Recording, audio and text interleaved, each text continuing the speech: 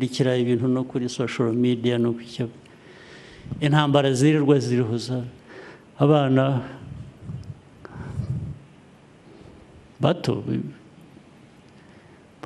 bambara ubusa bakajya ku muhanda bakambara ubusa ariko burya kwambara ubusa ntabwo ari bwa busa burya bambaye ubusa no mu inzego za leta reka mbe zikiza uruhande ariko hari n'ubuzima busanzwe bw'abantu bw'imibanire bw'imico bw'imikorere bw'ibiki murabizi hano ndetse kenshi nidufata umwanya nk'uyu ujye tuviramo gushaka kugira ngo tubitware hanze hariya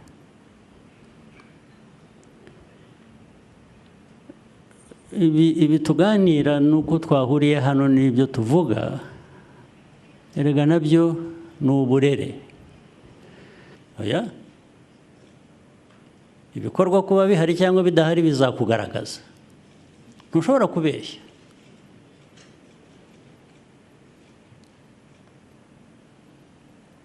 niyo wabigerageza abantu barakubaza batari ko imitima y'abantu wahinduye ukabajyana mu bikorwa bigaragaza icyavuyemo birihe ngomba kubyerekana iyo rero ni intambara ihoraho buri munsi reka mbaye nk'urugero rw'inshingano abenshi hano dusangiye tubamo mvanye gatoya mu bintu byo kwemera ibintu by'idini ibintu bijyanye mu buzima bwacu busanzwe twirwamo buri munsi zabaye kubera ko bari basinze abantu baraye bicanye hari abantu bapfuye bazi indwara undi yazi iki undi umugore yaratemwe n'umugabo we rimwe na rimwe biba the other way around ariko nibyo bikeya kurusha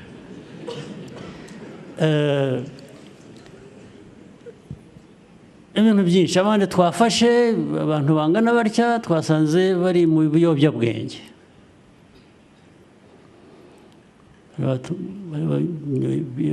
ibiyobyabwenge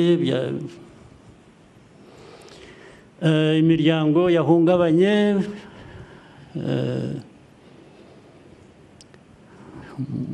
mu mago n'abana batoya bagishakana bamaze amezi bashakanye bataragera n'urubyaro hari imanza zingana zitya baraye batandukanye ntibumvikana bararwana cyangwa baragira batya ibintu byinshi dushatse rero kugira ngo twuzuze inshingano zacu hari abatuyobora mu bintu by'amadini inyigisho zishingira kuri ibyo ngibyo dukwiriye kwibuka kubikoresha uko bishobotse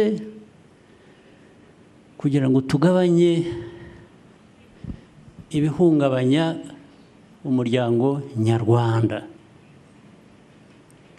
kubikoresha uburyo ubwo ari bwo bwose iyo ubona umubare w'abana bashakanye ejo bundi b'imyaka 20 umwe n'9 undi n'5 bashakanye n'uwa 30 abakiri muto ibyo bashakaniye ntabwo ari intambara ntabwo ari ukurwana hagati yabo ya buri munsi bashakanye bagira umuryango utuze amahoro ndetse umere neza ugenda ntabwo ari ukwirirwa abandi rero abana batoya ku mihanda njya mbibona, nkurikira ibintu no kuri social media no ku intambara zirirwa zirihuza abana bato bambara ubusa bakajya ku muhanda bakambara ubusa uwambara ubusa ararata iki undi adafite, twese tudafite kwambara ubusa. Kwambara ubusa nta dini iribaho ryo kwambara ubusa, nta muryango ubaho kwambara ubusa. Ariko burya kwambara ubusa ntabwo ari bwa busa, burya bambaye ubusa no mu mutwe, ni ubusa buri mu mutwe. Nicyo kibazo, niho bishingira. Mbwira rero ukuntu wakwemerera umuryango nyarwanda kubaho gutyo, ukibwira ko nubwo twicaye hano twebwe nk'abayobozi mu nzego zitandukanye, inshingano tuzaba twuzuza ni izihe? Ni izihe? Tuzibaze, ni izihe? Ni zambika ubusa abanyarwanda, uko abana tubarera. Ariko ari abana, ari abakuru, ari iki, nuko turerwa, uko turera. Ba bandi rero navuze b'ibiyobyabwenge, ugasanga mu bakuru, abantu bakuru mu muryango, ariko ibiyobyabwenge nibyo bivamo ingaruka zindi z'imiryango guhora irwana buri munsi. Wanakwicaza n'abantu ukababaza turi murapfa iki? Hakazamo rero bya bindi buri wese yumva ko ari uri mukuri. Ntawe ushobora korohera undi ngo babiganire, bakemure ibyo ushaka, ineza ushaka niyo n'undi ashaka. Uruhare tugira twebwe nk'abayobozi, baba mu madini, baba muri leta, ni uruhe ruhare tugira rwo kugabanya ibyo bintu muri twe, mu miryango, hanze? Turebe hirya tubyihorere, tuvuge ngo bibe uko bishatse. Twaba tumaze iki se? Twaba twebwe inshingano zacu ari izihe? Tugende duhere mu ikuzo gusa, twirebe, twumve ko turuta abandi cyangwa dukora, ariko abandi bibe uko bibaye. Ntabwo wujuje ya nshingano, urabeshya. Ikintu cyo kubeshya, cyo kudakoresha ukuri, ubuyobozi ubwo ari bwo bwose, bwaba ubwigisha bwo mu madini, bwa bushobozi buri mu nzego za leta. Ariko noneho bitari n'ibyo, ntabwo rega abantu bose bari muri leta cyangwa bari mu madini. Ubushobozi n'ukuri bukwiye kuba gukoreshwa no mu bantu gusa, mu miryango, umuryango wawe. Nta ushyize idini iruhande ugashyira ko leta iruhande, no mu muryango wawe ikiganiro ugirana n'umuryango wawe gishobora gufasha kubaka ni ikihe? Ukwiye kubyibaza buri munsi. Ntabwo uzareka kurera mu muryango wawe ngo idini rizakurerere cyangwa leta izakurerere. Ntabwo ari byo. Bikwiye guhera kuri wowe. Ndetse ntitwimakaze ibidakwiye kuba mu bantu ngo tubyemere bibeho, bikoreshwe, bise nkaho nta cyabaye. Ntabwo ari byo. Buri munsi kuba twahuriye hano ni nacyo kinzana hano nabonye umwanya wo kuza nkinigura narangiza nkagenda ibindi uko bizaba biraturenze at least abemera ko hari ibiturenze ndimo ariko ntabwo bindenze kuvuga icyo ntekereza ndetse ubwo ndi mu nzira yo gufasha wenda niyo kaba ari akantu gato bya bindi biva mu kumenya biganisha mu gukora niba hari icyo umuntu yatangaho umusanzu twese tujye tuwutanga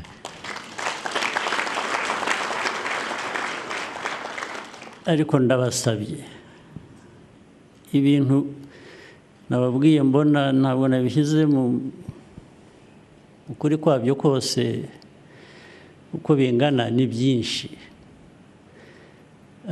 turasenya igihugu cyacu turasenya igihugu turebera ibidakwiye kuba bikorwa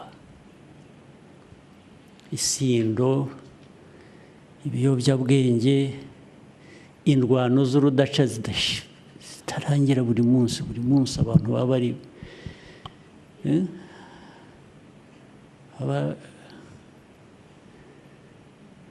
bashikurana nitubibona nababwiye ko mbibona muri raporo mpabwa ikintu cya mbere kinza mu mutwe ndabaza ariko tugomba kuba dufite ibibazo mu buyobozi bwa leta ndetse n'ubw'abandi ntavuze ngo nishime ariko abantu bategereze ku kizamvamo kijyanye n'icyo nahawe ngo kibure ubu mba afite ikibazo muri leta mu mikorere ya buri munsi turicara no mu nama tugafata ingamba z'ibizakorwa bizabikora bizava he abazabikora ni bande tukabyumvikana ndetse tukongera tukica ibintu byose tukabishyira ku murongo umwe ashinzwe iki undi ashinzwe iki twagihuriyeho twakiganiriye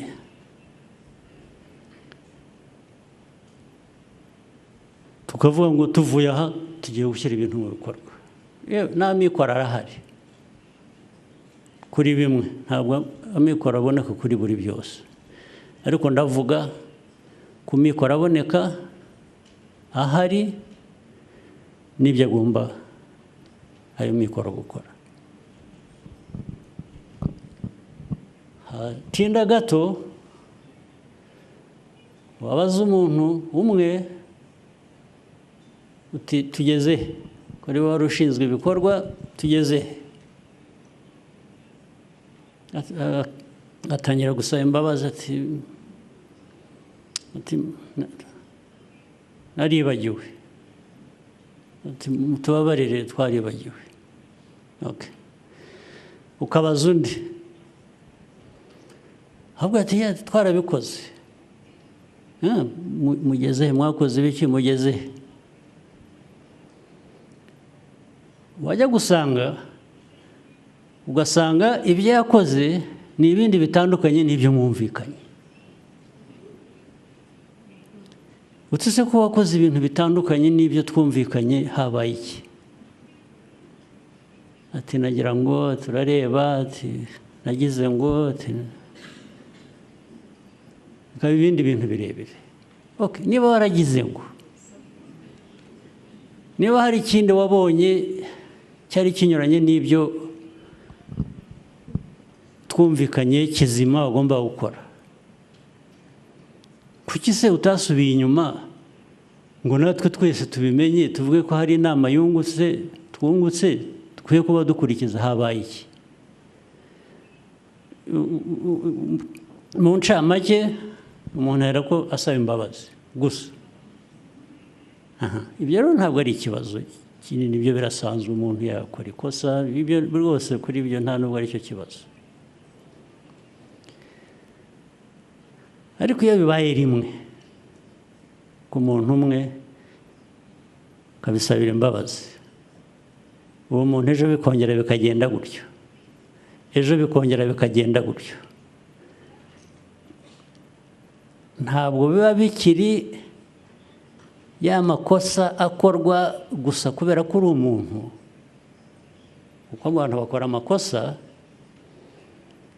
ryabaye ikosa ryahindutse icyaha, ni icyaha, ntabwo bikiri ikosa risanzwe ry'abantu bakora.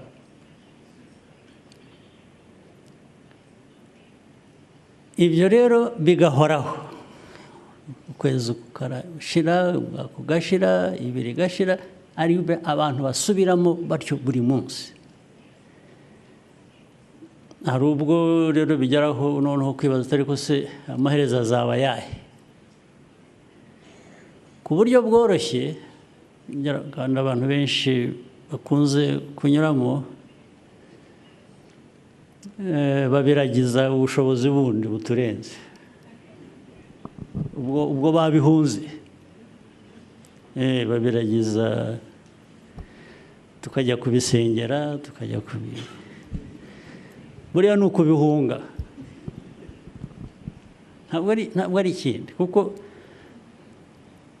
ibyo usaba waranabihawe, ahubwo ntubikoresha, bigaragarira, there will be results or no results. nta rundi rubanza. Naho n'ujya gusaba, niyo wajya usaba abagatulika, niyo basoma n'iki amashapure, niyo wasoma amashapure 70, nta kizavamo, kubera ko ibyo uriho usaba urabifite, warabihawe, ahubwo ntubikoresha. Ahubwo nuko abo tunasenga cyangwa ibyo bwa bushobozi tutavugana nabwo ngo gutyo. Hari abavuga ko bavugana nabwo, ariko ngeze ko bikigoranye, biragoranye. Ariko niba twavuganaga n'ubwo bushobozi ku buryo bworoshye gutyo, rwose buba butubwira batari urashaka iki, wansabye iki ndakiguha, ahubwo wagombaga kugikoresha kugira ngo ugere kuri iki, ntabyo wakoze, ubu urasaba iki, keretse niba usaba ngo abe ari cyo ukigukorera. Nabyo rero ubu ni ikindi kibazo tugomba kwibaza rero, twebwe nk'abantu mu byo dushinzwe, mu bushobozi butandukanye dufite, ariko bufite aho bugarukira, ugomba gusubira inyuma, utari kumbikoresha iki. Ba bandi bavugaga who have arrived where there is no such arrival. Ibiyobyabwenge, indwano z'urudaca zitarangira buri munsi abantu baba bari